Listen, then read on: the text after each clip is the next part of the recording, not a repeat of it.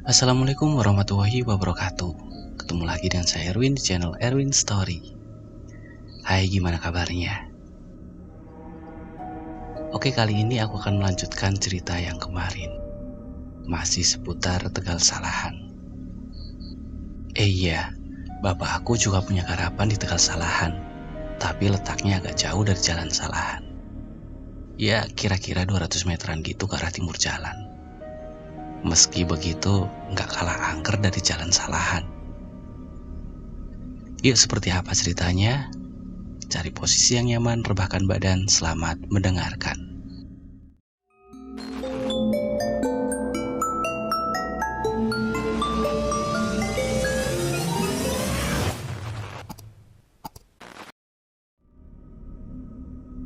Sebenarnya lahan itu bukan milik bapak aku, tapi milik tetangga. Bapak aku hanya menggarapnya. Nanti kalau panen hasilnya dibagi dua.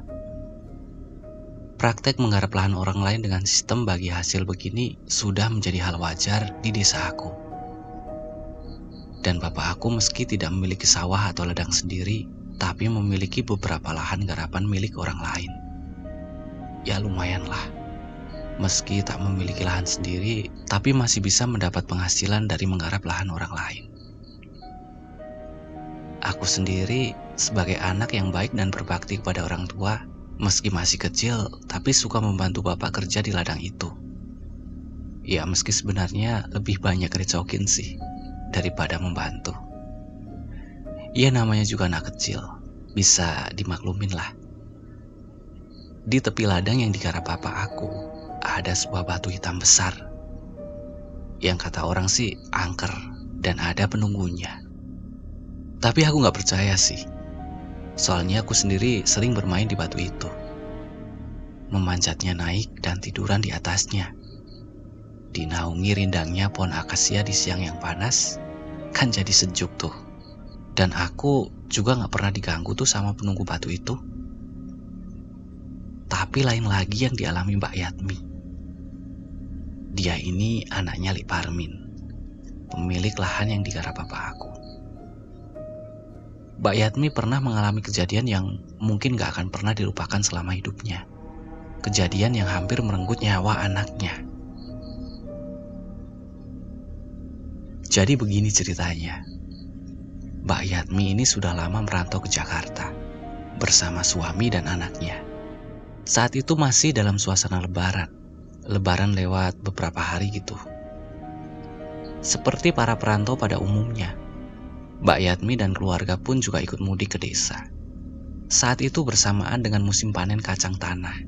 Jadi meski masih dalam suasana lebaran, bapak, emak, dan aku sudah sibuk di ladang memanen kacang. Dan orang tua Mbak Yatmi pun ikut membantu. Mbak Yatmi sendiri juga ikut ke ladang bersama anak dan suaminya. Bukan ikut membantu kerja sih, tahu sendirilah orang dari kota kayak gimana. Sibuk lihat-lihat pemandangan, foto sana sini, main air di kali. Aneh sih menurut aku. Ya maklum lah, soalnya aku juga waktu itu masih kecil dan belum mengenal kota. Wajar kalau merasa aneh. Ya kali pergi ke ladang pakai baju bagus, sandal bagus, dah gitu pakai kacamata hitam lagi. Lihat sawah dan sungai juga kayaknya seneng banget. Kayak orang gak pernah lihat sawah dan sungai aja. Terus ngapain juga orang lagi kerja di ladang di foto-foto gitu. Kayak pengen saja di foto. Aku taunya yang suka di foto tuh orang yang jadi pengantin. Ya maklum lah. Soalnya di zaman itu kamera foto masih merupakan barang yang sangat langka dan mewah. Mungkin karena capek berkeliling melihat-lihat, Mbak Yatmi beserta anak dan suaminya istirahat berteduh di bawah pohon akasia di dekat batu angker itu. Aku sedikit kesal juga waktu itu. Orang pada sibuk kerja, kok malah pada asik-asik nyantai begitu. Besoknya kami lanjut kerja lagi memanen kacang. Tapi kali ini Mbak Yatmi gak ikut. Aku juga lihat Pak Li Parmin menaruh pincuk bakal dan membakar dupa di dekat batu besar itu.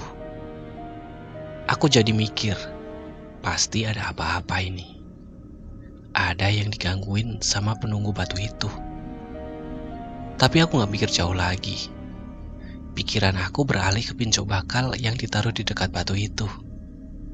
Begitu Pak Lik Parmin selesai bakar kemenyan dan baca mantra, langsung saja pincuk bakalnya aku sikat. Lumayan, isinya ada telur ayam sama duit 100 perak. Telur sama duitnya yang aku ambil. Isi yang lain seperti kembang setaman, daun sirih, sejimpit beras kuning, seiris kunyit, dan lain-lain aku buang. Tapi aku masih penasaran, kenapa Pak Lik Parmin sampai guai di batu itu?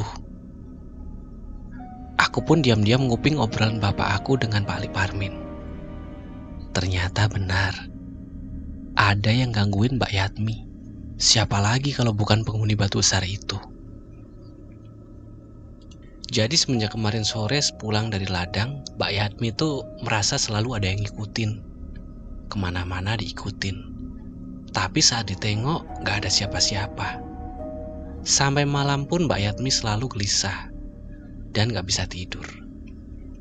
Sampai saat tertidur, Mbak Yatmi pun mimpi aneh. Dia mimpi dia lagi tidur gitu, terus di samping tempat tidurnya ada perempuan yang duduk sambil ngeliatin dia tidur. Cuman ngeliatin doang, tapi dengan tatapan yang aneh. Mbak Yatmi juga gak kenal siapa perempuan itu. Besoknya lagi saat kembali bekerja, ternyata Pak Lik Parmin masih nguai lagi di batu besar itu. Wah, berarti makin parah ini, pikir aku.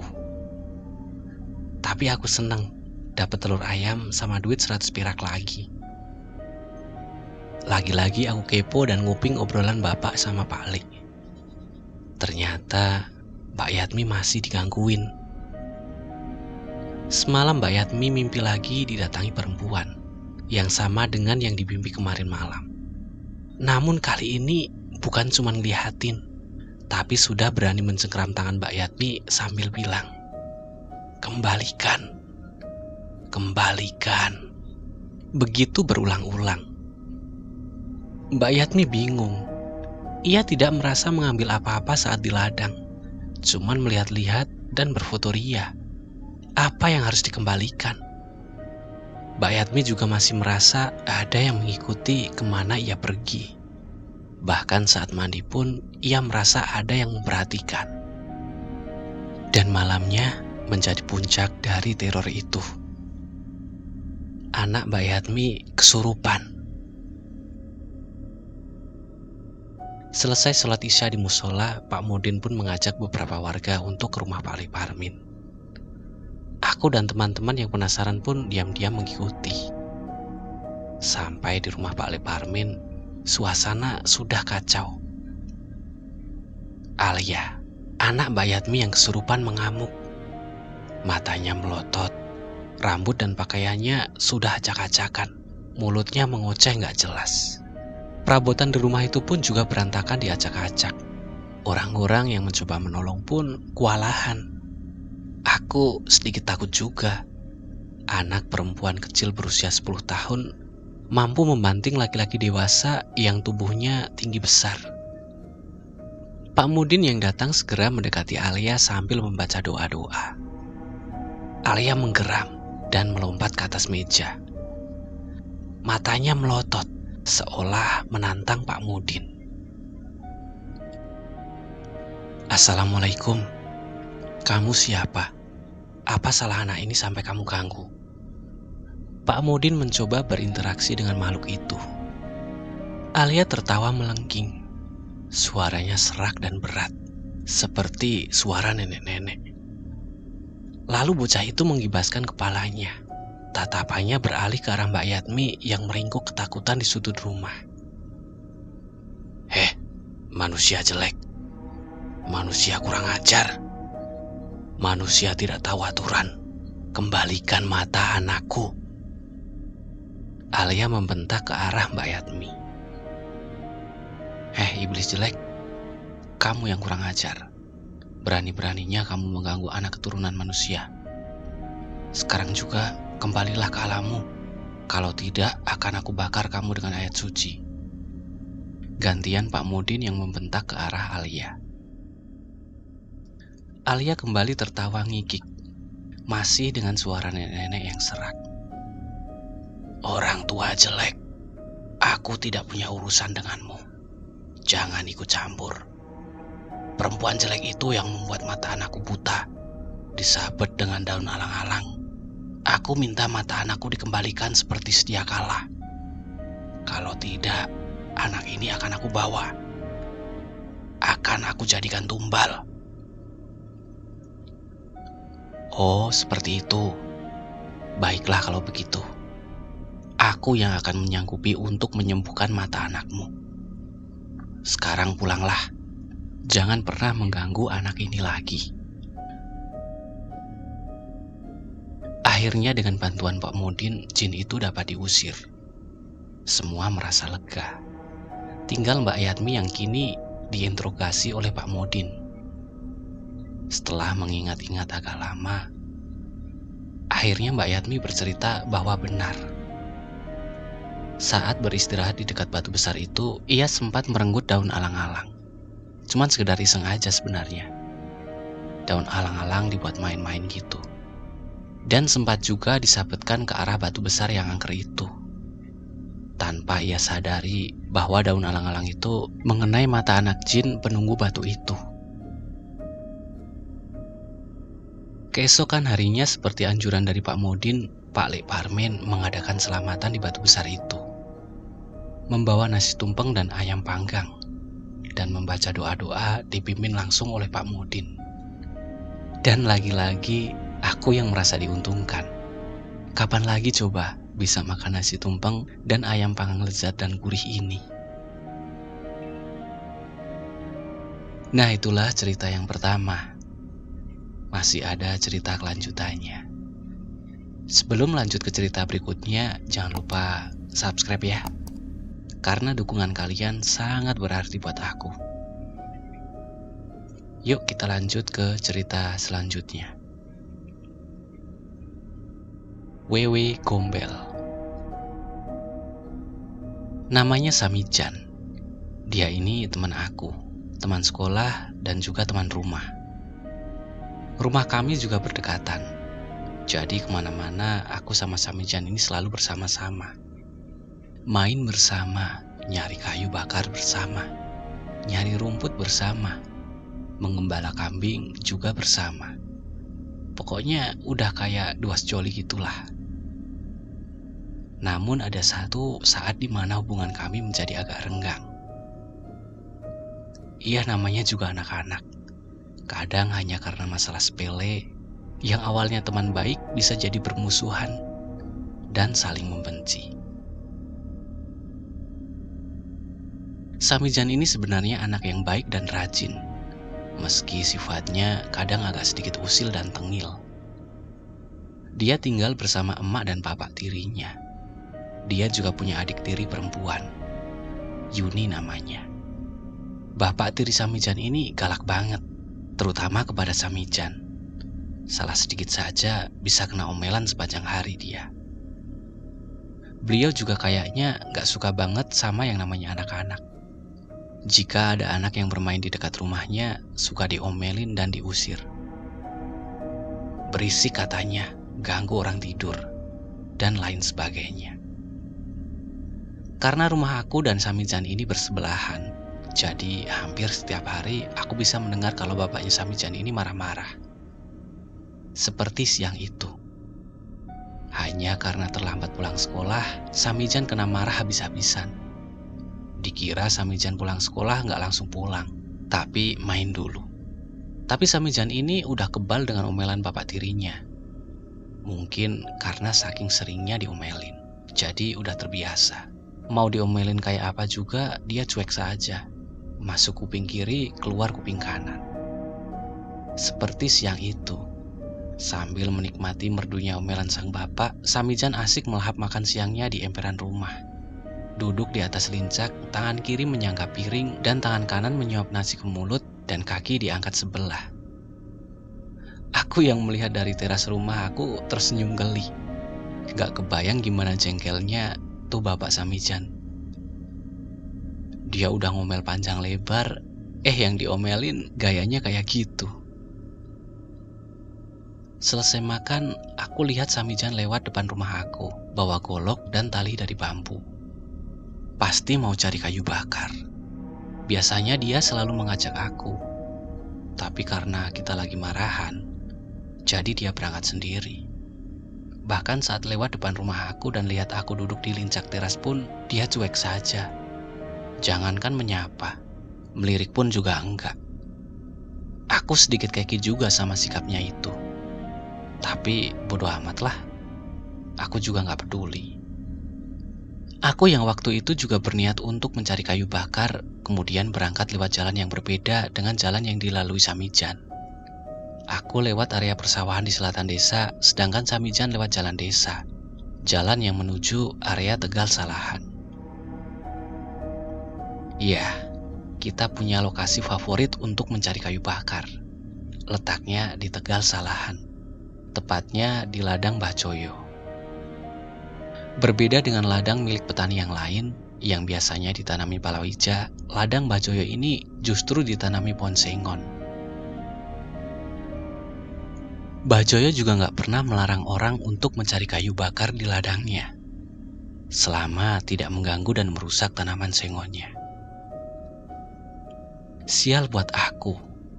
Saat aku sampai di Jalan Salahan, aku lihat Samijan udah berada di ladang Mbah Joyo.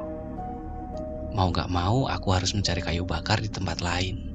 Gak enak juga kalau aku harus ikut cari kayu bakar di sana, karena kita emang lagi musuhan. Akhirnya aku terus berjalan ke arah selatan, ke ladang Kang Bejo. Singkat cerita, sampai sore hari aku udah ngumpulin seikat besar kayu bakar di ladang Kang Bejo. Setelah istirahat sebentar, aku pun memutuskan untuk pulang. Saat lewat buk yang ada di Jalan Salahan, aku lihat Samijan masih ada di situ. Asik membungkuk-bungkuk di tengah kali kecil di sebelah barat buk.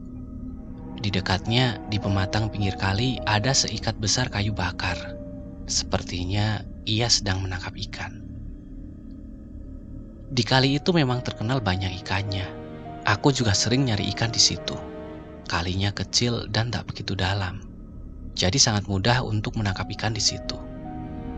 Sebenarnya aku juga pengen ikut nyari ikan dulu, mengingat hari belum terlalu sore. Kan lumayan tuh kalau dapat ikan bisa buat lauk makan malam.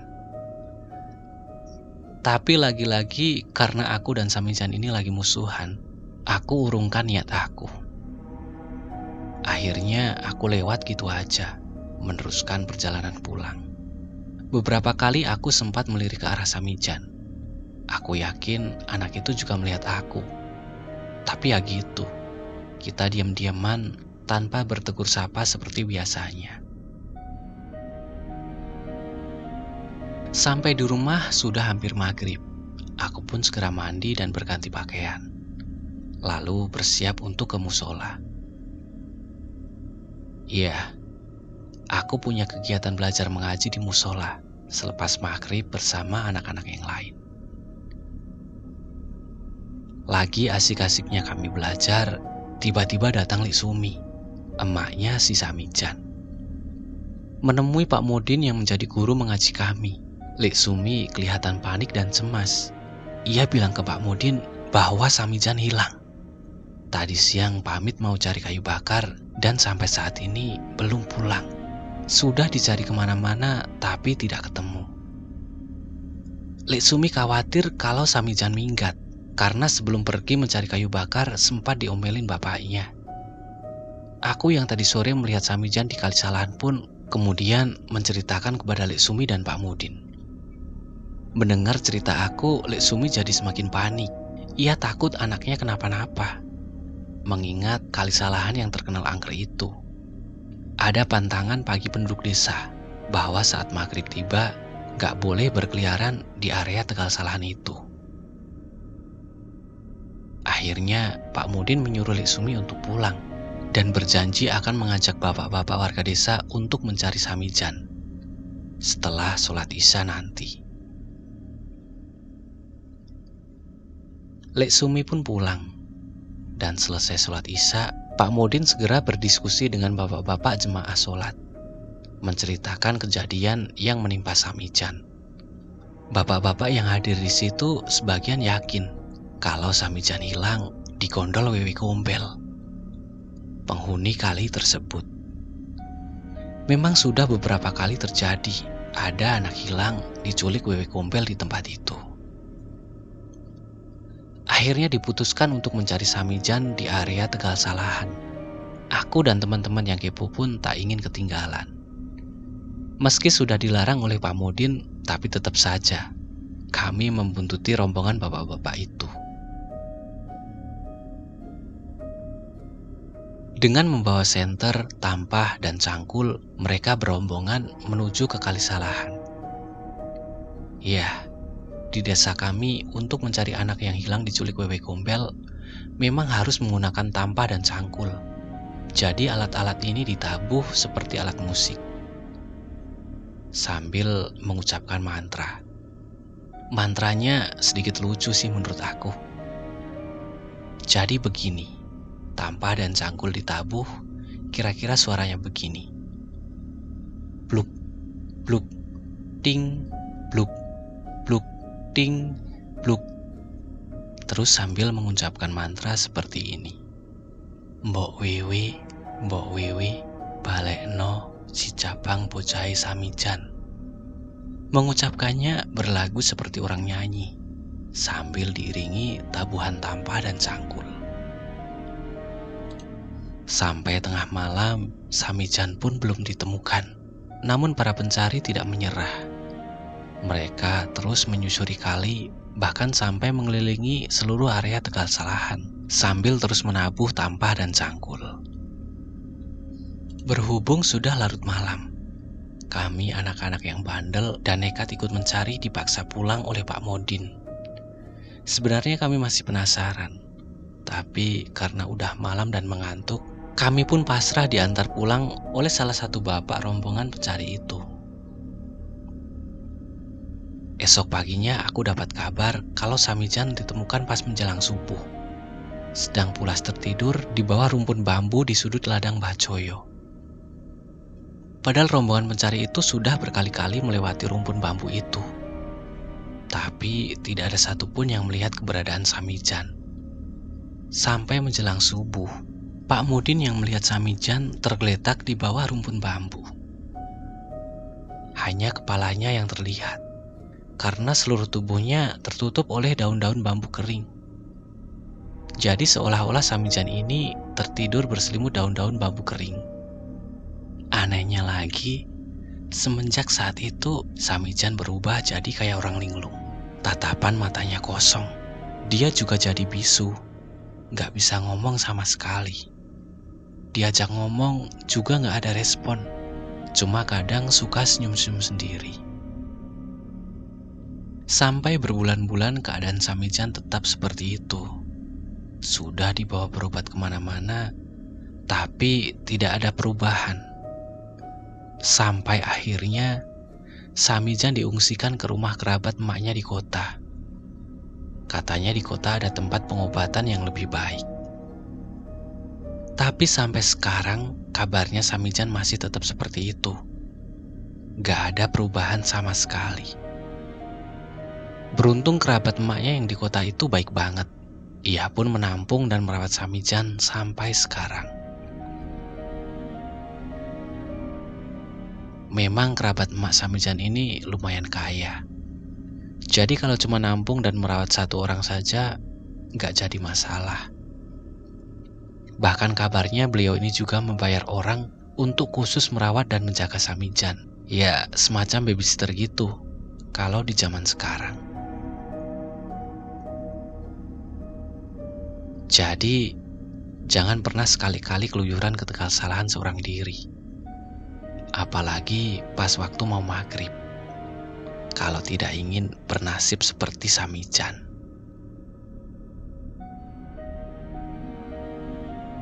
Oke, terima kasih yang sudah mendengarkan cerita ini sampai selesai. Cerita ini masih banyak, tapi besok saja aku lanjutin ya. Saya Erwin, sampai ketemu di cerita selanjutnya. Jangan lupa subscribe ya. Terima kasih.